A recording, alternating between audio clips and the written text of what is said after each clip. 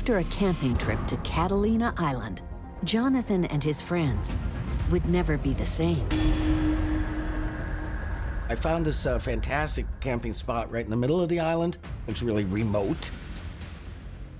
I said to the gang, oh, this would be a really good landing spot for a flying saucer. And those words eventually came back to haunt me. Catalina Island is located off the coast of California, and for many, many years, inexplicable craft have been seen above the island as well as in the waters around it. I was in Los Angeles. I was a young actor. All of my friends at that time were actors, writers, directors.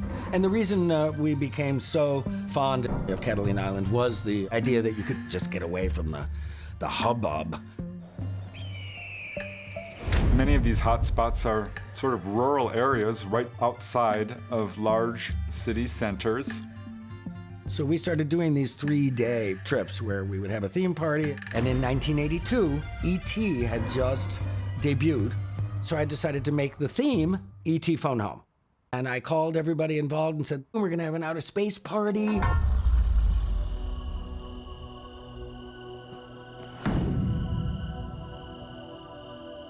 One of the guys brought a phone. Now this was 1982, so we were not bringing cell phones anywhere. He just unplugged a phone from the wall. We were all blinking and running around going, phone home, E.T. phone home. And that's when things started to change.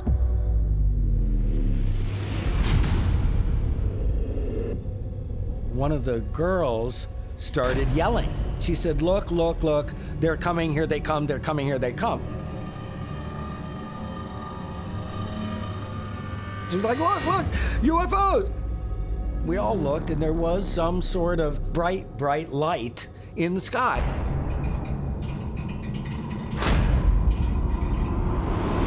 And then off to the right and left of that were two equally bright but much smaller lights. They were moving. It wasn't a plane.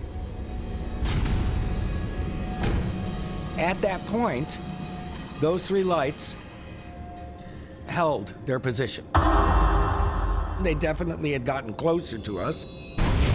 Jonathan and his friends are sitting ducks in a known hotspot.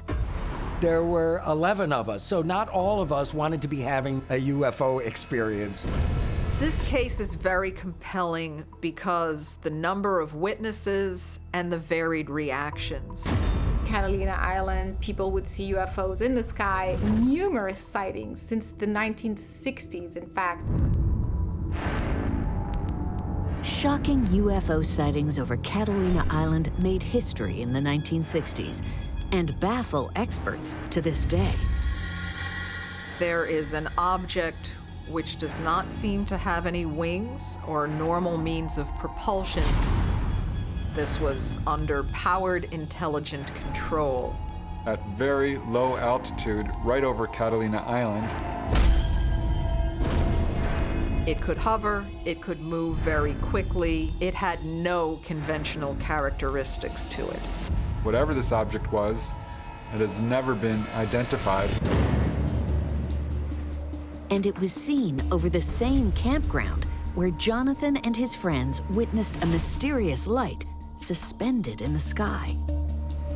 Enough time had passed that we had spent time looking at it, trying to figure out what it was.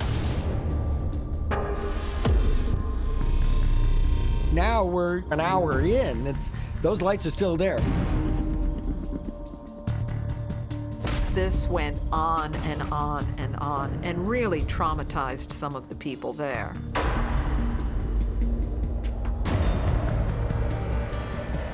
More and more fog is rolling in and rolling in and rolling in. Now the fog is so thick that we can't see the water. We can't see anything but our immediate surroundings.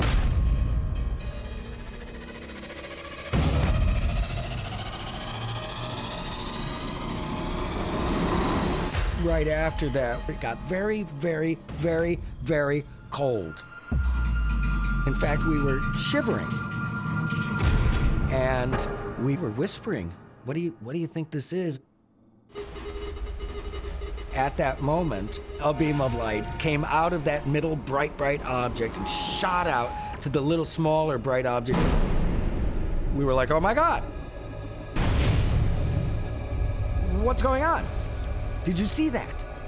And we didn't even have time to process that when a little beam of light came out of the little one and went back to the bigger one. The strange and dramatic UFO sighting stuns Jonathan and his friends. So the panic started to come up because it appeared that there was communication of some sort going on between these three balls of light. And the guy grabbed that phone he had brought from home. He pointed it at these three lights and said, "Phone home, phone home, phone home."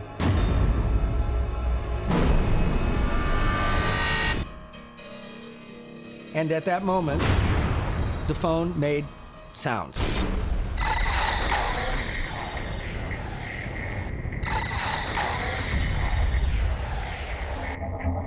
We all heard it. Not all of us wanted it to be happening, but all of us knew we were all seeing the same thing. Alone in the wilderness, with UFO lights tracking across the sky overhead and a dead phone that has suddenly come to life, Jonathan Charles Fox and his friends are terrified. They felt like these UFOs, these ETs, came for them specifically. I've thought about flying saucers and UFOs, but I never really thought that it was a reality until right now.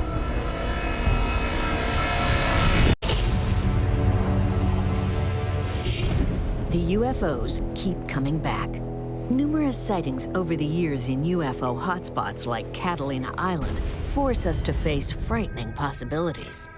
There's something about these areas that is attracting UFOs in large numbers. Could it be the people? Could it be the geography? The most charged areas seem to be remote areas. Staying in these locations for long periods of time could be harmful. When Jonathan and 10 friends went camping, all they had planned was an ET space party.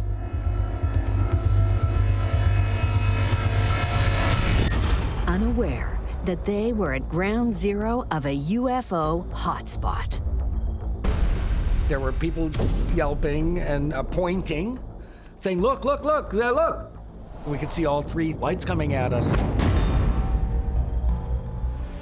This ice-cold fog rolls in, inexplicable lights, people are terrified. It hadn't gone away. We had spent quite a bit of time trying to figure out what was happening.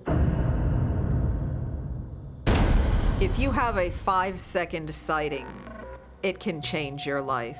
These people endured this sighting for 2 solid hours. It's almost unheard of.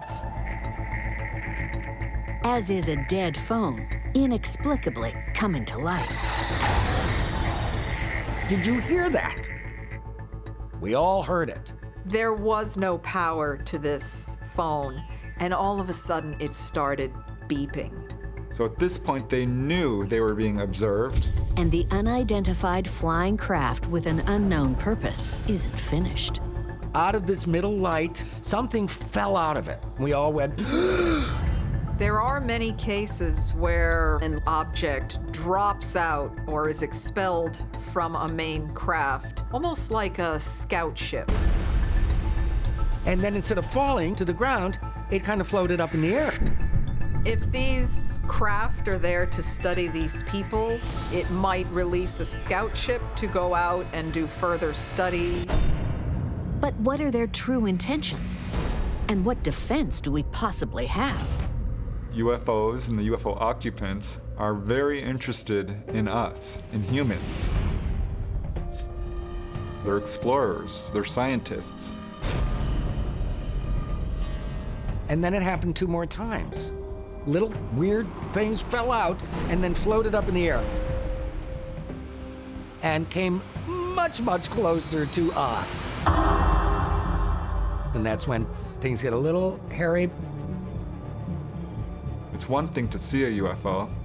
It's another to have UFOs come very close. The ground started to tremble, and we heard a rumble. The mothership is coming to get us. I was convinced of it. They did not want to be pulled into this craft and become specimens or, victims in some alien zoo.